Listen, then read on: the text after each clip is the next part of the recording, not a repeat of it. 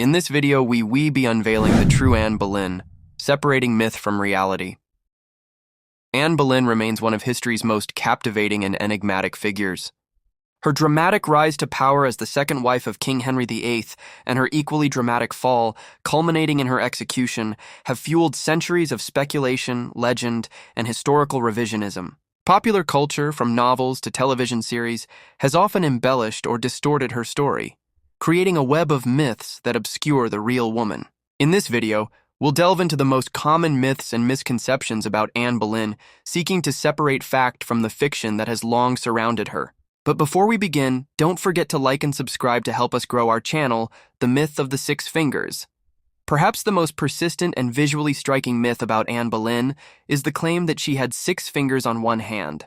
This detail has been used to portray her as a physically grotesque or even monstrous figure, reflecting a popular belief in the Tudor era that physical deformities were a sign of moral corruption. The truth is, there is no historical evidence to support this claim.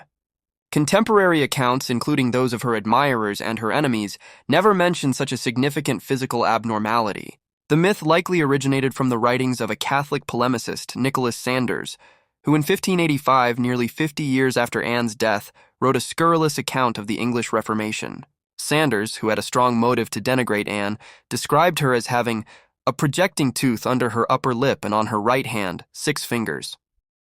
This was a deliberate piece of propaganda designed to tarnish her reputation and that of her daughter, Queen Elizabeth I, by suggesting that Elizabeth was the offspring of a deformed and evil woman. Later historians and chroniclers, often working from biased sources, repeated this claim, and it became an enduring part of the popular imagination. The unfortunate deformed fetus. Another grim myth surrounding Anne Boleyn's pregnancies is the story that she gave birth to a deformed fetus, a supposed sign of divine displeasure. This narrative gained traction after Anne's final pregnancy ended in a miscarriage in January 1536.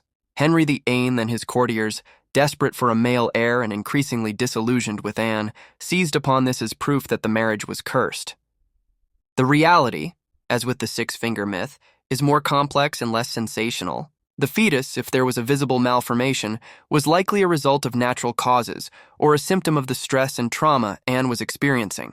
It's more plausible that the story was a deliberate fabrication by her enemies, particularly the faction led by Thomas Cromwell, who was seeking to dispose of Anne to secure his own political position.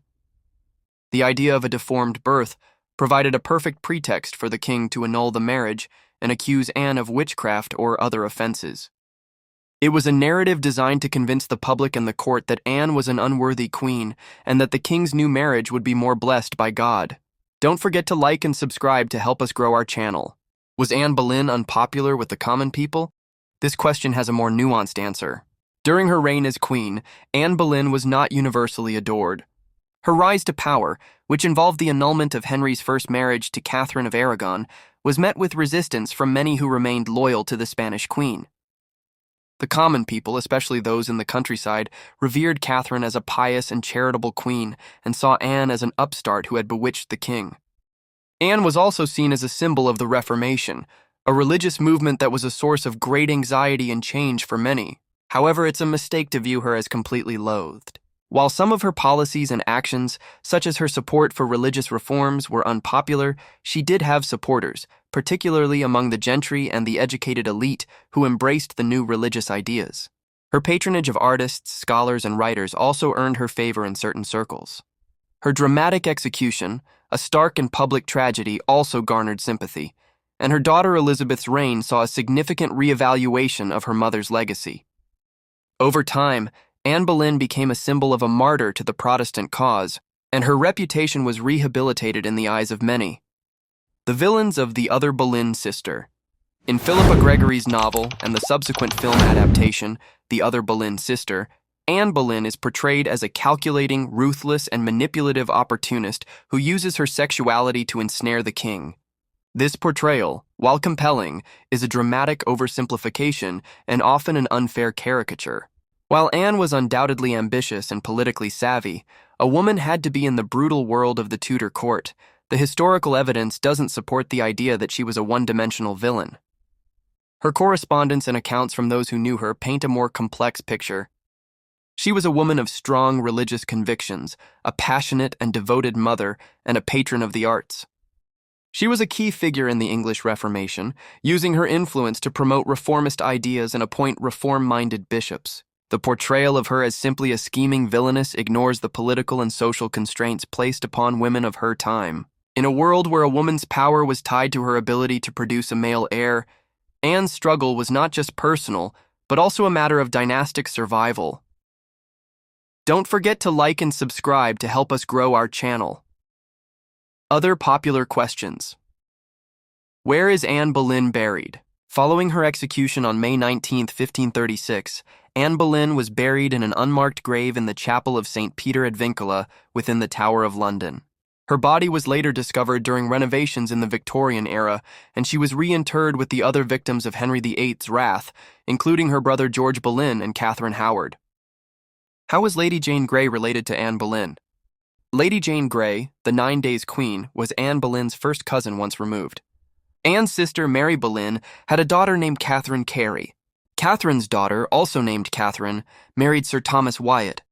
A more direct line of connection exists through the Howard family. Anne Boleyn's mother, Elizabeth Howard, was the sister of Thomas Howard, 3rd Duke of Norfolk. The Duke's son, Henry Howard, Earl of Surrey, was Lady Jane Grey's mother, Francis Brandon's brother-in-law. The connections are complex, but demonstrate the interconnected web of power and family in the Tudor court. What was Anne Boleyn's childhood like? Anne Boleyn's childhood was far from ordinary. Born around 1501, she was the daughter of Sir Thomas Boleyn, a prominent courtier and diplomat, and Elizabeth Howard, a member of the powerful Howard family. Anne's early years were spent at Havre Castle in Kent. She was well educated for a woman of her time, learning to read and write and likely receiving instruction in French, music, and dance. Why did Anne Boleyn spend time in France, and what impact did it have on her? At a young age, Anne was sent to the continent to be educated. She spent time in the court of Margaret of Austria and later in the French court of Queen Claude. This period, from roughly 1513 to 1521, had a profound impact on her. In France, she was exposed to a more sophisticated and cosmopolitan culture than was common in England. She perfected her French, honed her skills in courtly etiquette, and became a more worldly and confident woman. Crucially, she was also exposed to the early stirrings of the Protestant Reformation and the new ideas of religious and intellectual change. These experiences gave her a unique edge upon her return to England, making her stand out from the other ladies of the court and catching the eye of a king who was increasingly seeking a more intellectually stimulating and worldly partner. Conclusion. The story of Anne Boleyn is a powerful reminder of how history can be shaped by myth and political propaganda. The myths of the Six Fingers and the deformed fetus were not simply fanciful tales, they were deliberate acts of character assassination designed to justify a king's ruthless actions. The portrayal of her as a one-dimensional villainess in popular culture ignores the complexities of her life and the historical context in which she lived.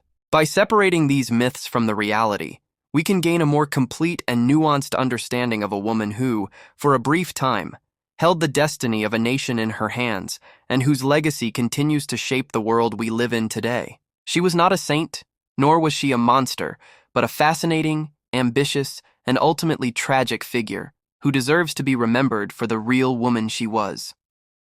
Don't forget to like and subscribe to help us grow our channel. Thank you for watching, and ring that bell to receive notification on new videos.